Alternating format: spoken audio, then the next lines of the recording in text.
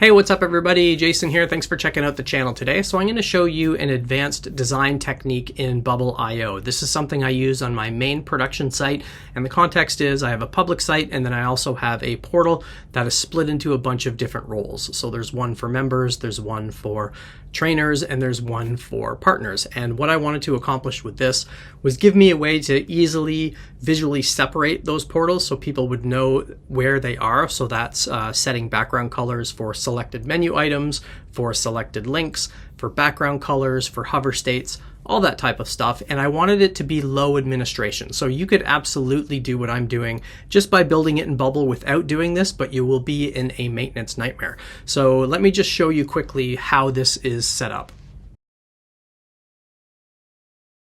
So before I get going into the details of this, I debated whether or not to do a live build. I'm actually recording this after I recorded the whole video.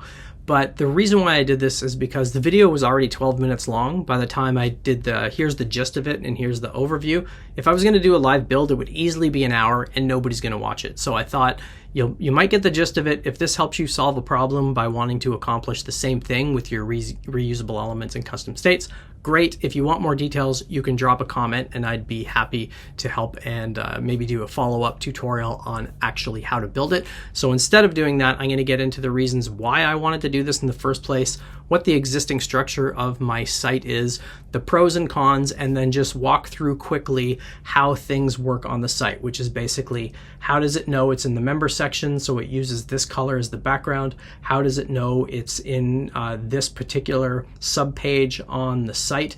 And then some other tidbits for doing this to hopefully give you similar functionality, but with the least amount of maintenance as possible. So let's get into it. This is the landing page for the main member portal, and you can see that there's the three sections here. So there's members, facilitators, and partners.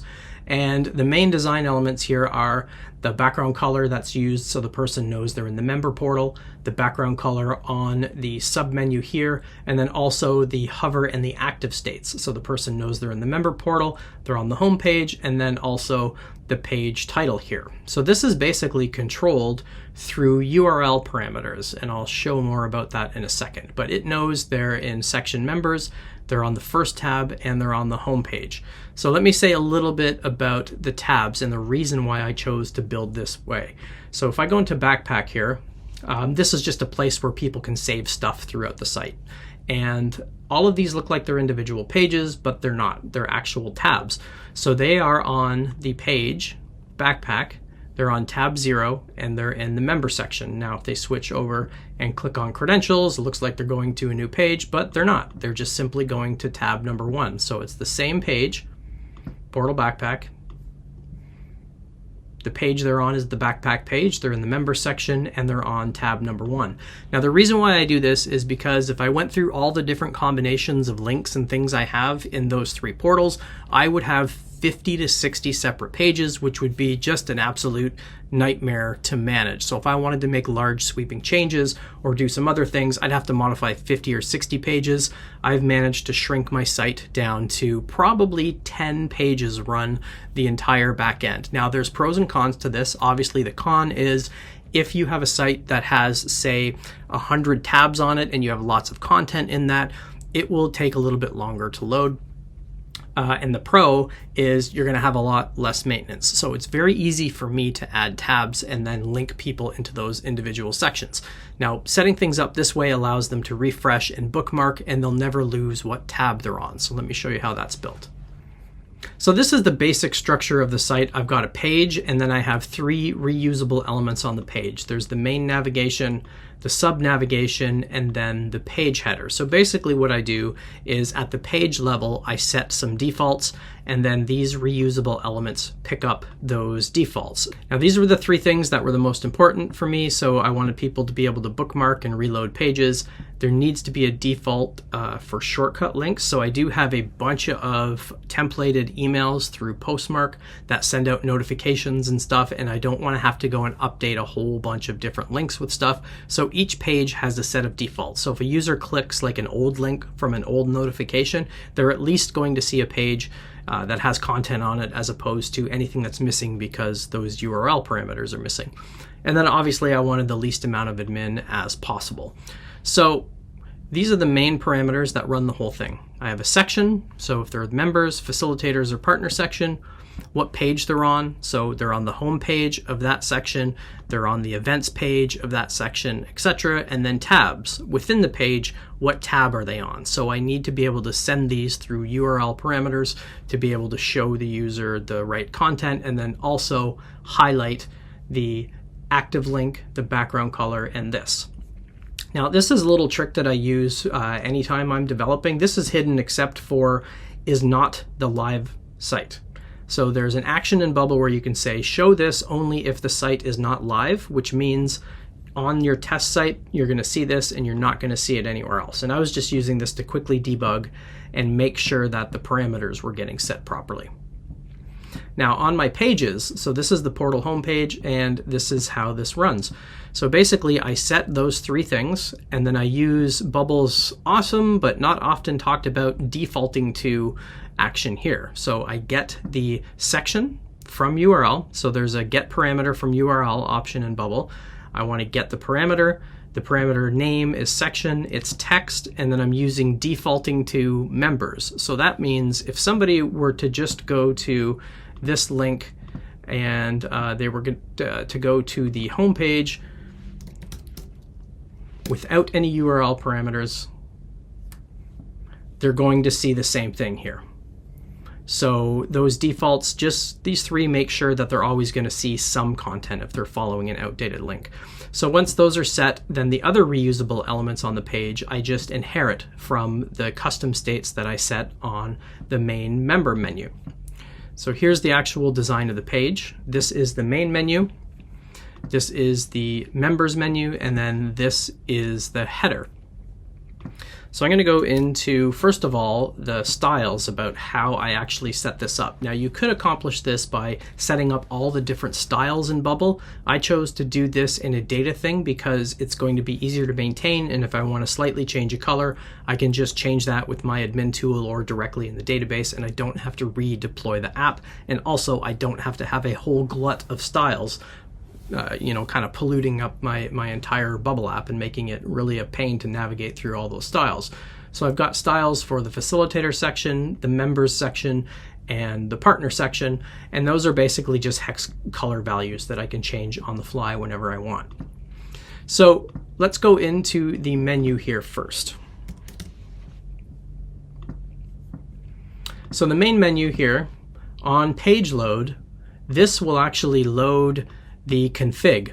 So every page uses this global navigation, meaning every time this thing loads, it's going to grab that configuration styles thing and it's going to load it. So now my page and all of my other reusable elements that rely on style information can grab that from the same place. So I don't have to load this on every individual page. Now, if I wanted to make this more efficient, I could say only when this custom state is empty, and then it's not going to do that search every time. Now the actual menu items here. So this is the member portal button, and the way that this is set up is I've obviously got styles for this, but I need to be able to set the background color if that's the section they're on. So this is probably the most irritating thing to set out first. It's basically, so if this URL contains portal dash, I know they're on a member portal page. So I've explicitly named my pages portal dash page name, facilitators dash page name, partners dash page name. So anytime it finds that URL, it's going to say set it to this background color. So that's what keeps this member portal highlighted. And the same value is for all of them. So if I look at the facilitators one, it's going to do the same thing. First of all, it's going to show this based on role. So only people who are facilitators will see this. And then the same thing. So when it contains facilitator dash, set it to the facilitator background color. So that's consistent for everything. Now the next thing to talk about is the backpack or any of these subsections. So the sub navigation here and then all of these sublinks. So that's also in a reusable element. And there is a reusable element for each of the menus. So I drop that on whatever page it is. Now I could use conditional logic and say if page contains portal dash, show this submenu. If page contains facilitator dash, show this menu. And actually, as I'm saying this out loud, I might actually update it to do that so I don't have 3 reusable elements to deal with. So this is the one that gets kind of the most complicated. So there's some default links here.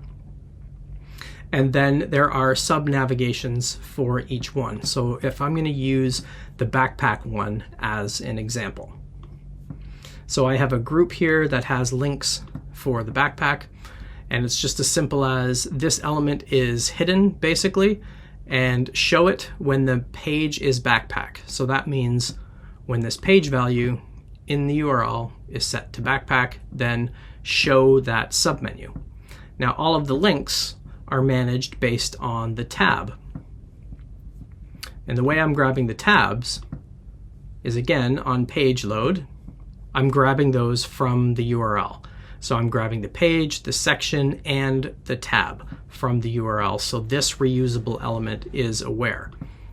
There's a couple of ways I could do that. I could also pass that from another reusable element, but I've done it this way just because it was the easiest to do. So if the page is backpack and the tab is 0, then I know they're on the summary page. So add this little arrow circle to the right, which you can see here, and then set the background or set the link value to the link menu hover value. And that's the same for all of the submenus. So if they click on saved items, it's doing the same thing. It's basically just saying, I know you're on tab number 5. I know you're on the backpack page, and I know you're in the members section. So I know to keep that thing highlighted there. Now, the way these links work is, in order to make sure those values are set, these are link values. So they're not buttons, they're not text, but they're bubble links. And then when I am directing it to a page, so I'm sending them to the portal backpack page, and I'm sending these additional URL parameters. There is a more efficient way to do this as well. Now, the reason why I do this is because sometimes they might follow a link that doesn't have these URL parameters in it.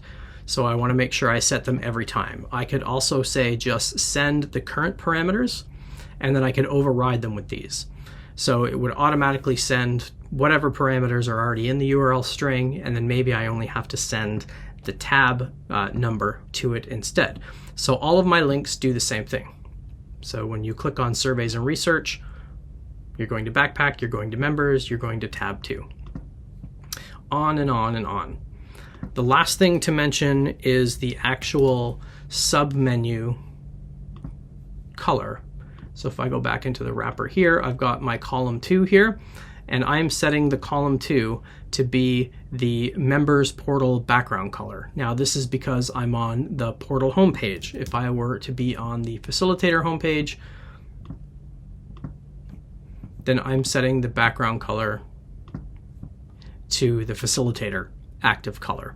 But still, it's minimum effort, and there isn't a lot that I have to do because I'm always setting these based on what's coming from the URL parameters, and the styles are coming from that other reusable element. Now, I know I did go through this quickly. I debated whether or not to do a live build on this, but as I'm recording this, this is already 12 minutes long, and if I were to do a live build with this, it would be probably an hour to an hour and a half. So I made it this short because most of you will get the gist of it, and you'll say, this is dumb, I can do this an easier way. Or you might go, hey, I wanted to try to do that, so I'm gonna go ahead and do that. So if you want to see a more detailed tutorial, or if you have comments about some of the specific things to do this, drop those below and I'll do another video. So let me just reiterate again, the reason why I wanted to do this is because I have sections, pages, and tabs throughout my site. That allows me to have the least amount of pages in Bubble as possible, which means when I want to make other changes to stuff, I don't have a lot of pages to update. So if I wanted to update this, to a 2-column layout instead of a 3-column layout, I've only got 10 pages to go through instead of potentially 50. And I did not want to go the route of trying to build a full content management system. So I used a content management system from the Bubble marketplace, and just the sheer size of the stuff you needed to build just to have a content management system, to add a page and add sections to a page, is just way too complicated, probably for most people out there. I mean, if you want that functionality, then use WordPress because it's a lot easier. So I found this approach to be very simple and something that gives me a visual separator, because the members, the facilitators, and the partners, they all get digital credentials and badges that are the same color as what they see in the portal. So it just gives the brand kind of a nice little visual reminder of who they are and what section they're in. So drop a comment below if you've got questions or comments, and thanks a lot for watching. I'll see you next time.